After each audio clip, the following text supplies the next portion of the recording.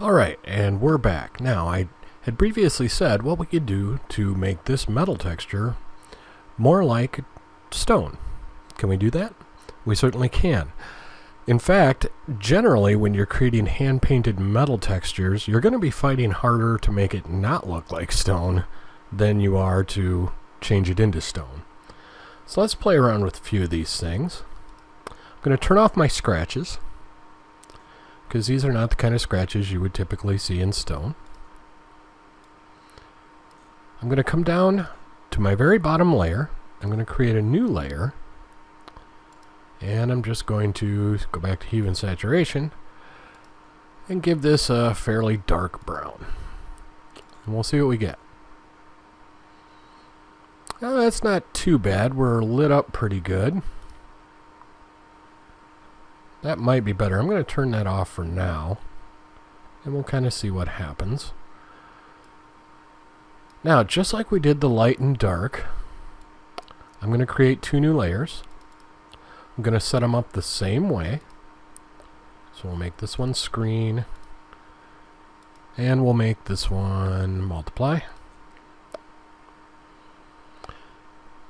And we will name this Stone Light and Stone Dark. Now we've already kind of got some color information going on here. We've already got the light and dark from our metal, which is helping give us that information, so we can just leave that. And this is going to become more detail stuff. So I'll go back to my brush, and I'm at 2 pixels.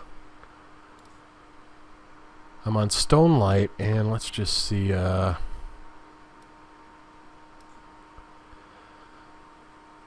that's not too bad. Let's see, my opacity's at 100%. Yeah, I think we can run with that. I'm not even going to change color to the lighter and darker hues for this. I'm just going to take advantage of the screen and the multiply, because I want this to be pretty subtle. So I'm going to just do a little area here pretty quickly. Again, like I said before with the metal, this is the area to take your time.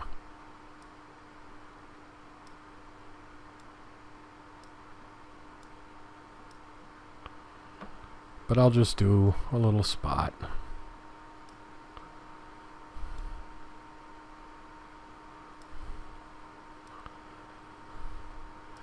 And in fact, for your guys' sake, I'm going to pause the recording just to, I'm just going to do a little corner up here, but why bore you to death? So I'll be right.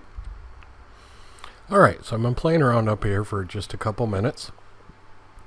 I have my Stone Dark, which I did with a soft brush, kind of filling in these areas after I did my little lines.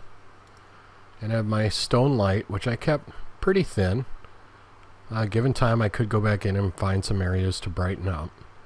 But it looks like heck. But once again, that's okay. We can play with this a little bit. If we take our Stone Dark, we knock that back to, say, 40%. Maybe even a little less. That's not too bad. And our Stone Light's already 100%. And I'd like a little more to work with, so I'm going to come into my levels, and I'm just going to push my white way down. Make it look terrible again. But again, I can play around with the opacity I want. And now we start to get some good value and detail in here. Now the real trick is to look up in your navigator. And that detail looks really good there. If we continued spending some time painting this whole thing, it would look outstanding. And in a game, see, as we get this texture a little farther away, it really starts to look like a nice flaky cracked stone. And this is all from what was originally a metal texture. So this is a great way to have both stone and metal that fit pretty well together if you were doing for perhaps a game in one file that you can save, that you can come back to and create what you want. So we're looking pretty good there. I'm going to turn off that, and turn off that, turn off that.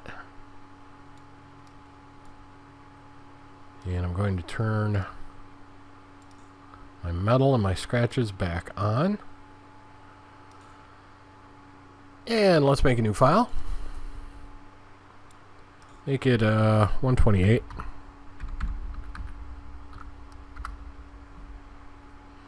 I'm going to grab my marquee tool on circle.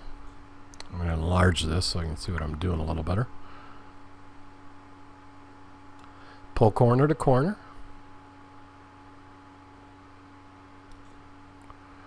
Not too shabby.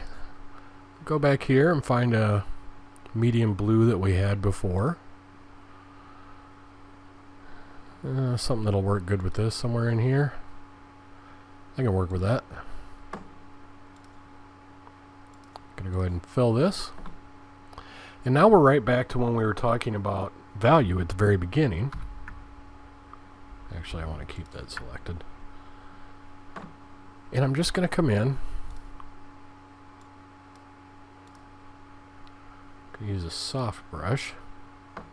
Pretty big soft brush compared to this. I'm just going to paint in a little value. Something like that. Go to my burn tool. Nice and big. Just going to paint that in.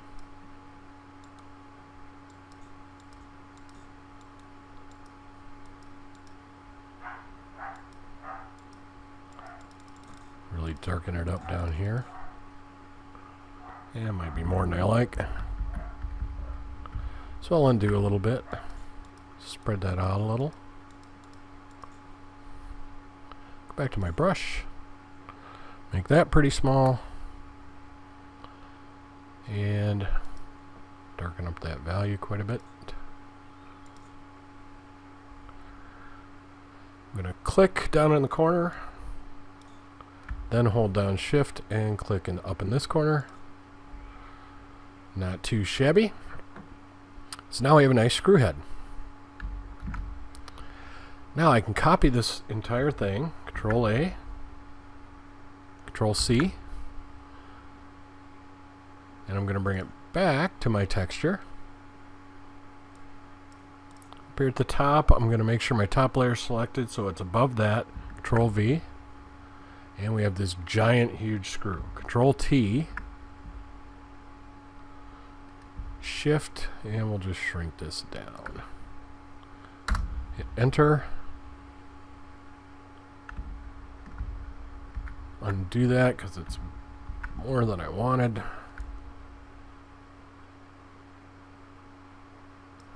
That'll do for now. I would make it smaller in the actual texture, but then it would be really hard for you to see.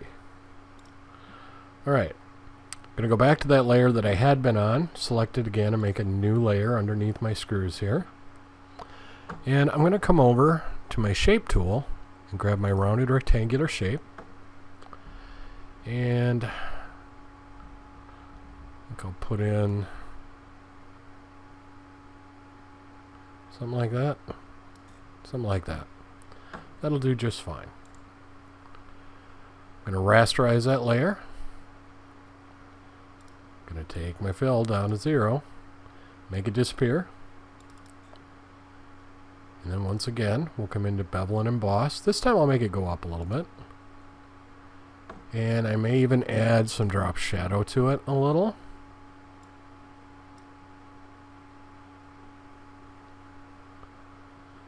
And that'll do for now. Grab my screw. Oops. Grab my move tool and my screw. Bring it up here. And I'm going to hit Control J to copy that. And then I'm going to hit Control and click on it to select it. I'm going to fill it in with black.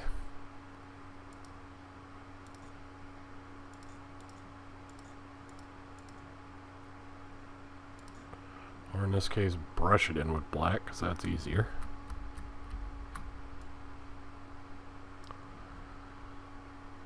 And actually, I wish that I had... See, this is great because we can always just play. I wish that I had modified that a little bit. We're going to expand it by about 5 pixels. Yeah, that'll do. And now we're going to paint it in. Control D to deselect that, and I'm going to slip this down under here. And then I'm going to go in and do a little blur.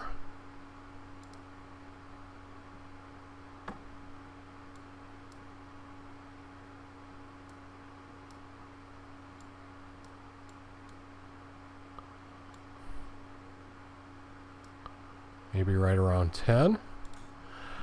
And I will use my move tool and my down arrow and my right arrow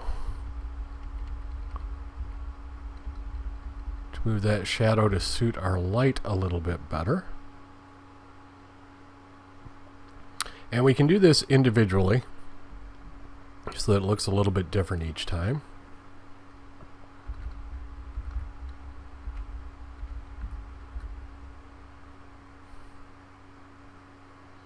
That's not too bad. Alright, I'll select my top layer, hit Control E, make those one layer. Control J. Move this over.